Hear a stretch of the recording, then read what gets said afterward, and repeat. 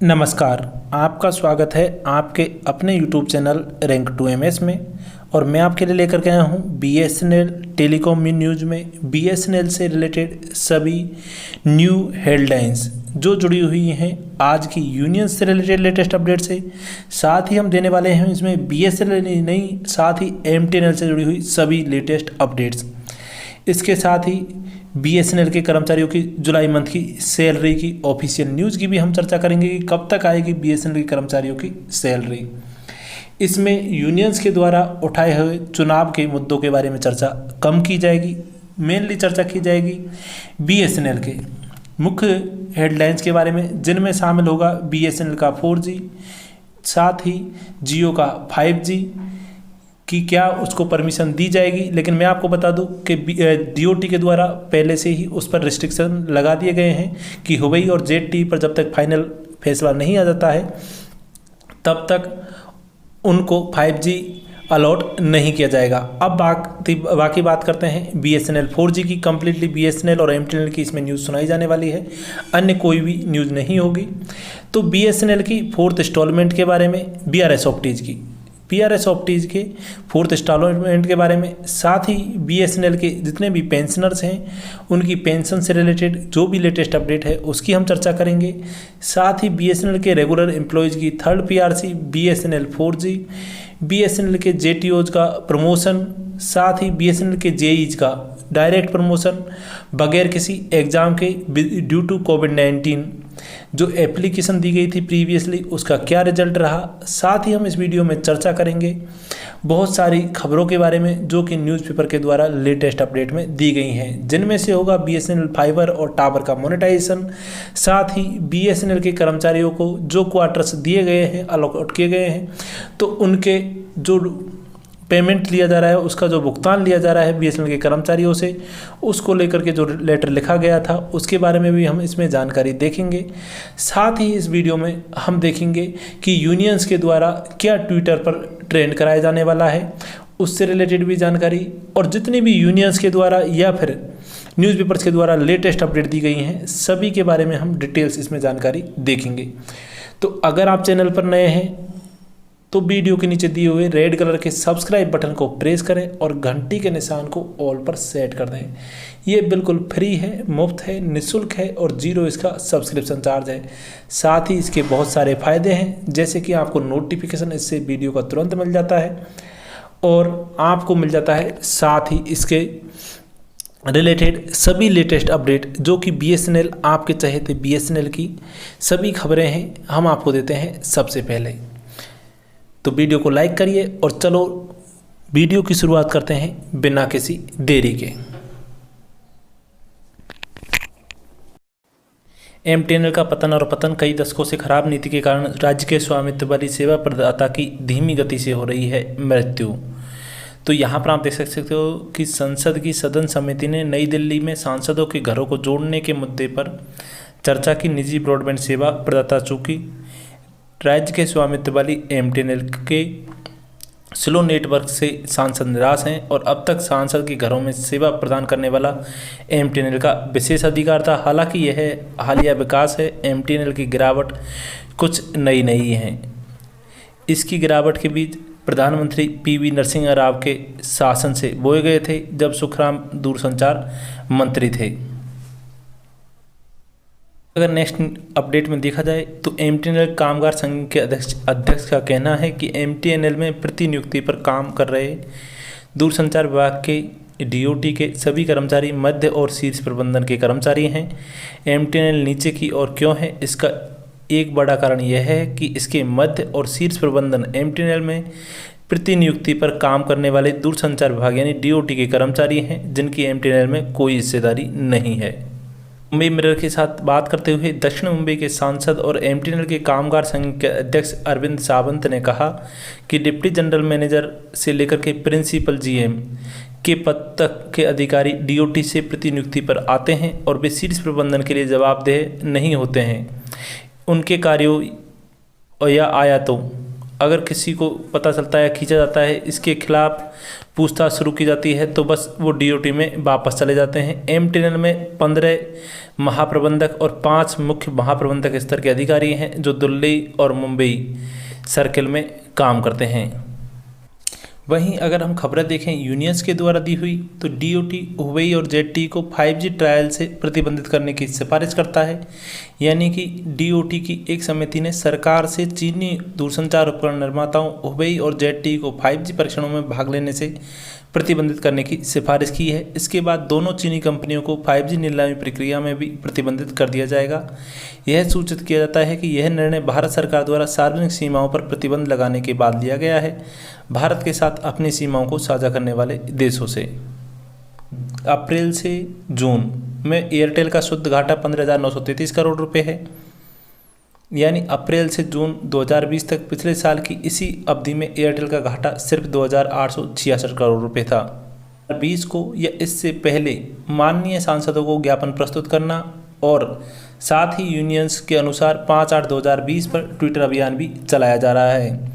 यहाँ पर आपको बता दें कि बीएसएनएल के 4G और पुनरुद्धार के लिए अपना समर्थन मांगने के लिए संसद सदस्यों के नाम ज्ञापन सौंपने का आंदोलन 13 जुलाई 2020 को भारत के बाहर शुरू किया गया है और इसे जारी रखा जाएगा। हालांकि बैठक में उन्होंने यह निर्णय लिया है कि कई क्षेत्रों में लॉकडाउन लागू करने के बावजूद और कोविड-19 को शामिल करने के लिए आंदोलन के प्रतिबंध के बावजूद संसद के सदस्यों को इसमें मतलब कि शामिल किया जाएगा। सभी सर्किल और जिला सचिवों से अनुरोध है कि माननीय को ज्ञापन सौंपें 31/7/2020 को या उससे पहले कि संसद यूनियन के संघों और संगठनों के साथ। वहीं 5/8/2020 को ट्विटर अभियान के बारे में बताया गया कि 4G और बीएसएनएल के पुनरुद्धार के तत्काल लॉन्च पर एक हैशटैग बनाया जाएगा और उसी के बारे में शीघ्र ही सूचित किया जाएगा। यह अभियान 4G लॉन्चिंग और बीएसएनएल रिवाइवल को हमारी वास्तविक मांगों के लिए मीडिया अटेंशन और बड़े पैमाने पर सार्वजनिक समर्थन प्रदान करेगा या पैदा करेगा।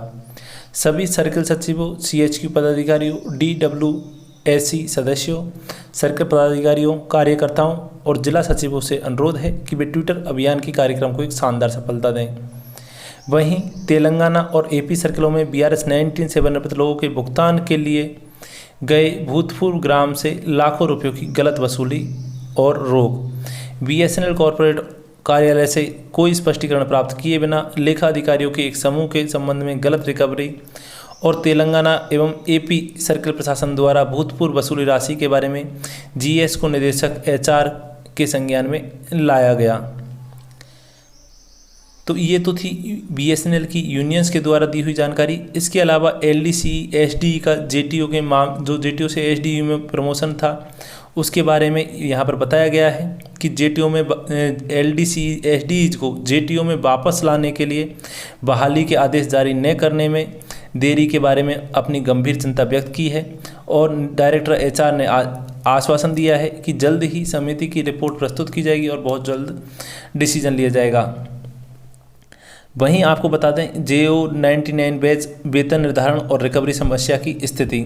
तो इस समय आपको बता दें कि सभी यूनियंस के द्वारा इस तरह की अपडेट दी गई है जिसमें कि कई सारे वादे किए गए हैं कि JTO से SDO का प्रमोशन से के रिलेटेड, या फिर कई बार आपको ये भी सुनने को मिला होगा कि JEE के JTO में प्रमोशन के लिए भी ऑफिशियल लेटर लिखे गए हैं ताकि उनका प्रमोशन बगैर किसी एग्ज़ाम के हो सके और मार्क्स के आधार पर हो सके। वहीं पर आपको हम बता दें कि यहाँ पर जो जानकारी दी गई है जिसमें बताया गया है ट्विटर कैंपेन ऑफ 5/8/2020, तो यहाँ पर आपको बता दें कि open Twitter account for all employees including subordinate staff, similarly CS and SSA secretaries have to be open the Twitter account and instruct all the members to follow the Twitter account of CHQ circle and SSA।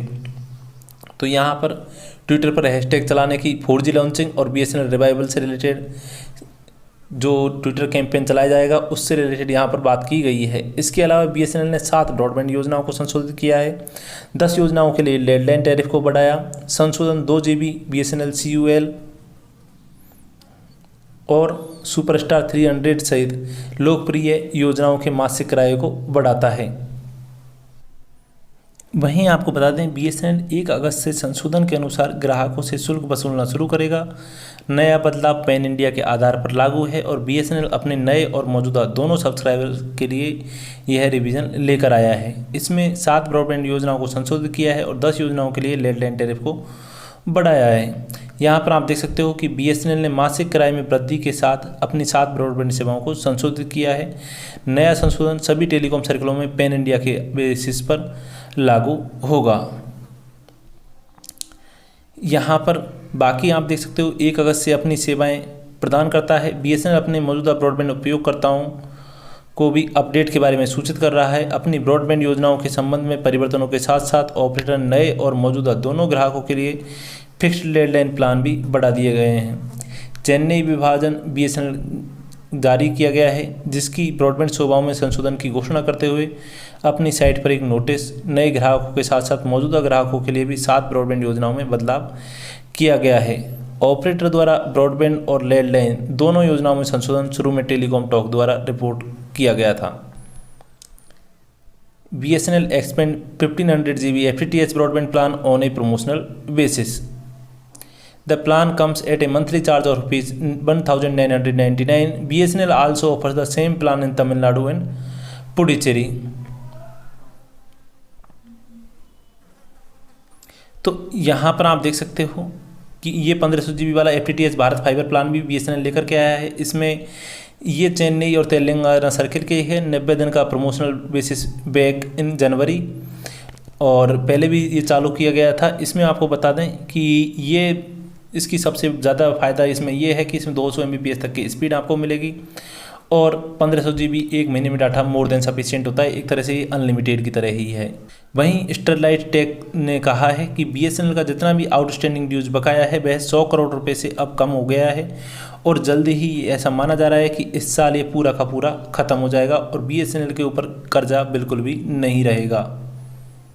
जब BSNL के द्वारा OFC यानी optical fibre cable लिया गया था, तो optical OFC खरीदते time इन्होंने ये कर्जा लिया था, लेकिन अब ये कर्जा लगभग पहले जो 220 से 230 करोड़ रुपए था अब घट करके 100 करोड़ से भी कम हो गया है और इस साल के एंड तक ये बिल्कुल जीरो हो जाएगा। Contract in Indian telecom market on strength of technology, तो ऐसा माना जा रहा है कि BSNL 4G को लाने के लिए जो टेंडर निकाला जाएगा उसमें इलेक्शन इंडिया के चांसेज हैं जीतने के। और अगर 4G telecom network upgrade after the government asked the firm not to use any Chinese equipment, BSNL notice for cancellation of 4G tender came against the backdrop of growing.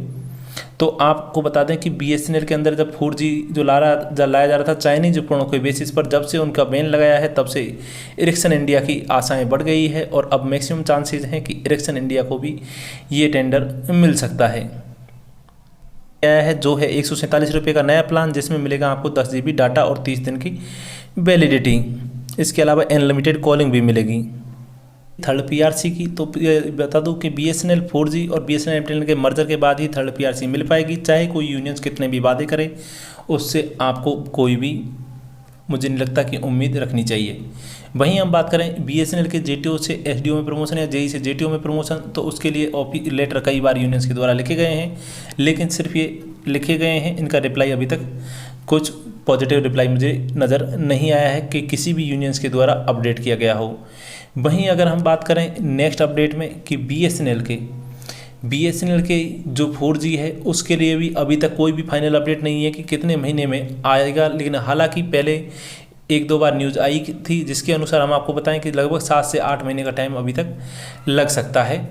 बाकी अगर हम news की चर्चा करें कॉन्ट्रैक्टर वर्कर्स की, तो contractor workers की salary के रिलेटेड कोई भी ऑफिशियल अपडेट अभी तक नहीं है।